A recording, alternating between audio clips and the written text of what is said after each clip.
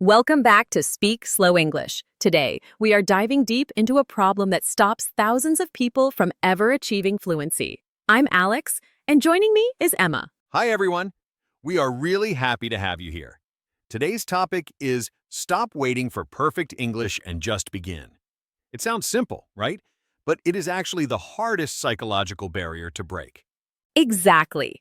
Before we start unpacking this huge topic, I want to remind you, this conversation is designed to help you practice listening and understanding natural American English. So, if you are new here, please hit that subscribe button right now. Join our community so you don't miss any of our future deep dive conversations.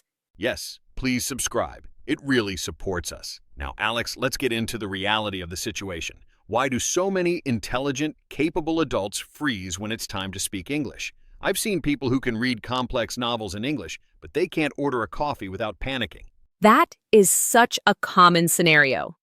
I think it comes down to what we call the perfectionist's trap. We grow up in school systems, especially in non-English speaking countries, where English is treated as an academic subject. You take a test, and if you miss a comma or use the wrong verb tense, you get a bad grade. Right. It conditions your brain to believe that mistakes equal failure. But language isn't math. In math, 2 plus 2 is always 4. In language, there are 10 different ways to say, I'm hungry. Some are grammatically perfect, some are slang, some are just noises.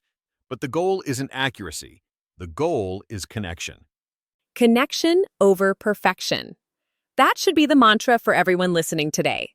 Let's look at native speakers, people like us, born in the USA. Do we speak perfect English? Absolutely not. Oh my gosh, no. If you transcribed my daily conversations with my friends, you would see so many grammar mistakes.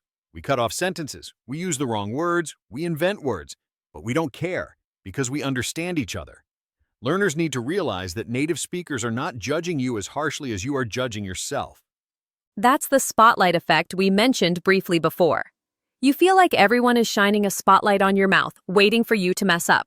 But the truth is, people are selfish. They are thinking about themselves, or they are just trying to get the information you are giving them. Let's give a concrete example. Imagine you are at a hotel in New York. You want to ask for extra towels. A perfectionist learner will stand in the lobby rehearsing, "Excuse me, could I possibly have 2 additional towels sent to my room?" They say it over and over in their head. And while they are rehearsing, they are getting nervous. Their heart starts beating fast. And often, they get so scared they just walk away and don't ask. Exactly. Now, compare that to the action taker. The action taker walks up to the desk and says, "Hi, room 204, 2 towels, please." Is that perfect grammar? No. Is it polite? It's okay. Did it work? Yes! They got the towels. They won. That is a perfect example. Functional English wins every time. The person who asks for the towels imperfectly is actually a better communicator than the person who stays silent while trying to be perfect. So, if you are listening to this, ask yourself, are you the person rehearsing in your head or are you the person getting the towels? You have to be willing to be messy. I want to talk about the identity shift. A lot of people feel like they are a different person in English. In their native language, they are funny, smart, and quick. In English, they feel like a child. That loss of identity is painful. That is such a deep point, Alex. It is painful. You feel vulnerable. But you have to reframe that feeling. Instead of feeling like a child, think of it as exploring a new side of your personality. My Spanish-speaking self is different from my English-speaking self. My Spanish self is a bit more direct, maybe a bit louder. It's not worse, just different. I love that perspective. You are building a new avatar for yourself. And just like in a video game, your avatar starts at level 1. You can't be level 50 immediately. You have to grind. You have to go through the low levels where you have no equipment and no skills. And the only way to level up is to play the game. You cannot level up by reading the instruction manual. You have to play. This brings us to the concept of input versus output. Most of our listeners have high input. They watch YouTube, they watch Netflix, but their output is 0. This creates a gap. Your passive understanding is high, but your active speaking is low. This gap causes frustration. You think, I understand everything, why can't I speak? The answer is simple. Your mouth muscles are weak. Literally weak. Speaking is a physical act. Your tongue, your lips, your jaw, they have to move in ways they aren't used to. If you don't physically practice moving your mouth, the words get stuck. So let's talk about actionable steps. We don't want to just motivate you, we want to give you a plan. What can someone do today, right after this video, to start speaking without a partner? The best technique, hands down, is talking to yourself. It sounds crazy and people might look at you funny if you do it in public, so do it at home. Narrate your life. Walk us through that, Emma. What does narrating your life look like? Okay, imagine you are making breakfast. Instead of doing it silently, say every step out loud. I'm opening the fridge. I'm taking out 2 eggs. The eggs are cold. Now I need a pan. Where is the oil? Keep it simple. You don't need complex philosophy. Just describe the physical world around you. That is brilliant because it connects the English words to physical objects and actions. It bypasses translation. You aren't translating, you are associating. Another technique is the 5-second rule, adapted for language. If you have a thought in English, you must say it out loud within 5 seconds. Don't let your brain edit it. If you see a nice car, say nice car immediately. Don't wait to think that is a very beautiful automobile. Just say nice car. Speed over accuracy. That trains your brain to be reactive. Before we get into more advanced techniques, I want to take a brief moment. If you're finding these tips helpful and you want to support us in making more long-form content like this, please subscribe to the channel. It really helps us keep going. Yes, and hit the like button too. Okay, Alex, let's talk about the fear of judgment from other non-native speakers. I hear this a lot. People are often more afraid of being judged by their own countrymen than by Americans. Oh, that is a huge issue. It's the crab mentality. If one crab tries to climb out of the bucket, the others pull it down. If you try to speak with a nice accent or try to practice, your friends might say, "Oh, look at him showing off," or "Why are you faking an accent?" That is toxic. You have to ignore that. You are on a journey to improve your life, your career, and your mind. If people mock you for trying to improve, that says everything about them and nothing about you. You need to find a safe space. A safe space could be an online community, a tutor, or even just your own room with a voice recorder. Speaking of voice recorders, recording yourself is painful but necessary. I hate listening to my own voice. Even now, doing this podcast, it's hard sometimes. But for a learner, recording yourself speaking for just 1 minute a day allows you to be your own teacher. You listen back and you hear, "Oh, I said he go instead of he goes." You will catch your own mistakes. And when you catch your own mistake, you remember it forever. It's much more effective than a teacher correcting you. Let's shift gears a little bit to vocabulary hoarding. We see students who memorize lists of the top 1,000 advanced words. They know words like procrastination, inevitable, and subconscious, but they can't use the word get properly. Get is one of the hardest words in English. It has so many meanings. Get up, get out, get over, get by. Focus on the high-frequency verbs. Phrasal verbs are the heart of spoken English. Yes. Beginners want to say, "I will continue to tolerate this situation." Native speakers say, "I'll put up with it." If you want to sound natural, you don't need big Latin words. You need to master those simple, multi-purpose verbs. And the only way to master them is to use them. You have to fail your way to fluency. I want to tell a quick story about a friend of mine from Japan. He moved to the US and he barely spoke English. He decided that every day he would ask one stranger for the time. Just, "What time is it?" Yes, simple. "Excuse me, do you have the time?" The first day, he was sweating. He asked, the person answered. He didn't even understand the answer. He just said thanks and ran away. Laughs. But he did it.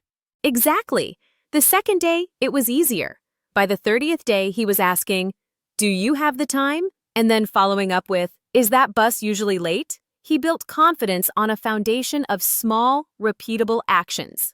That is the secret. Small, relatable actions. You do not need to move a mountain. You just need to move 1 stone a day.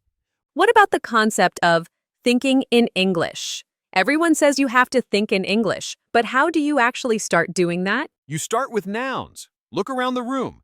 Don't see a mesa, if you're Spanish, or table in your language. See a table. Label things mentally, then move to simple sentences. The table is brown.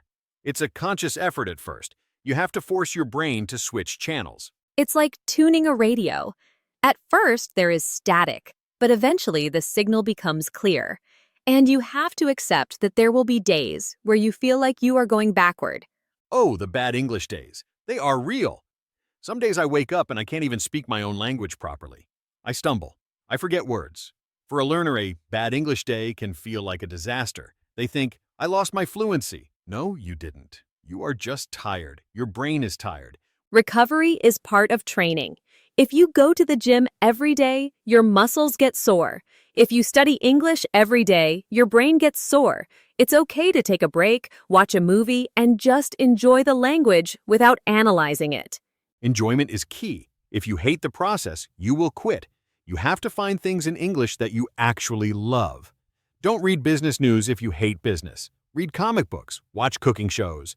Cooking shows are great for learning. They use imperatives. Chop this, boil that, stir this. It's very direct, action-oriented language. Alex, I want to ask you about accents again. We touched on it, but I think people are obsessed with the American accent. Is it really necessary to sound like us? No, clarity is necessary. Accent is aesthetic. Think of Arnold Schwarzenegger. He has a very thick Austrian accent, but he was the governor of California. He is a movie star. No one questions his ability to communicate. His accent is his signature. That is a great example. Or think of Priyanka Chopra or Sofia Vergara. They have distinct accents, but they are confident. Confidence creates clarity. If you mumble because you are ashamed of your accent, no one will understand you. If you speak loudly and clearly with an accent, everyone will understand you. So stop trying to erase your history. Your accent is your history. Just focus on pronunciation, making sure the sounds are distinct, but don't worry about the melody being perfectly American. Unless you are a spy, you don't need to pass for a native speaker. Laughs. Right. And even spies get caught. So, let's summarize the journey we want our listeners to take. Step 1. Accept that you will suck. You will be bad at first. Embrace the cringe. Step 2. Open your mouth. Stop reading. Start speaking. Use the narration technique. Talk to your pets. Talk to your plants. Step 3. Consistency. 5 minutes a day is better than 5 hours on Sunday. Make it a hygiene habit, like brushing your teeth. You wouldn't skip brushing your teeth for a week and then brush for an hour, right? That's a gross image, but it's accurate. Language hygiene. And step 4. Celebrate small wins. Did you order a coffee in English? Did you understand a joke in a movie? Celebrate that. Don't focus on what you can't do yet. Focus on what you did today. We are approaching the end of our session, but I want to leave you with this thought. The time will pass anyway. A year from now, you can either be in the exact same place, afraid to speak, or you can be 1 year into your journey, speaking with confidence, making mistakes, and laughing about them. The choice is yours. Don't let fear steal your opportunities. There are jobs, friendships, and experiences waiting for you on the other side of that fear. Just begin. Just say hello. Just say I agree. Start small, but start now. We really hope this conversation gave you the motivation you needed. We believe in you. You have the tools. You just need the courage. If you listened all the way to the end, you are already part of the top 1% of learners who are serious about success. Comment below, I'm starting today, so we can cheer you on. And please, do not forget to subscribe to the channel and turn on notifications. We are going to bring you more conversations, more topics, and more practice sessions just like this one. Thank you so much for listening. Keep speaking, keep making mistakes, and keep growing. This is Alex and Emma from Speak Slow English, signing off. See you in the next video. Bye, everyone.